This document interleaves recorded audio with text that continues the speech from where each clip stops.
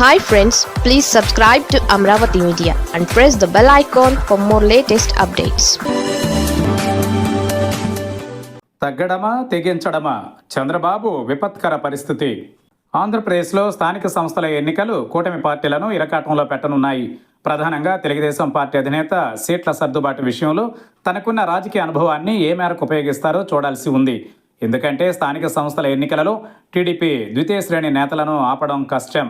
అధికారంలోకి వచ్చిన 2 ఏళ్ల తరువాత వస్తున్న పదవులు కావడంతో వాటికి డిమాండ్ అధికంగా ఉంటుంది. కేడర్ ఆశలపై నీళ్లు చల్లడం చంద్రబాబుకు అంత సులువు కాదు. ఈ స్థానిక సంస్థలకు కూటమి పొత్తుకు వచ్చే ప్రమాదం లేకపోయినప్పటికీ కార్యకర్తలలో మాత్రం అసహనం ఏర్పడే అవకాశం ఉందన్నది వాస్తవం. కూటమిలోని మిత్రపక్షాల మనోభావాలను తెలుసుకునేందుకు నారా లోకేష్ ఒక ఫిల్లర్ వదిలారు. 80% స్థానాలు టీడీపీకే దక్కుతాయని ప్రకటించారు. అయితే ఇది మిత్రపక్షాల స్పందన గురించి తెలుసుకోవడానికి కావచ్చు. కానీ వెంటనే జనసేన నుంచి రియాక్షన్ కొంత గట్టిగానే వచ్చింది. జనసేన నేతలు తాము సీట్లు తగ్గిస్తే తగ్గేదే లేదని అంటున్నారు. నాదెండ్ల మనోహర్ ఈ మేరకు ప్రకటన చేయడంతో అది పవన్ కళ్యాణ్ నోటి నుంచి వచ్చిందేనని భావించాలి.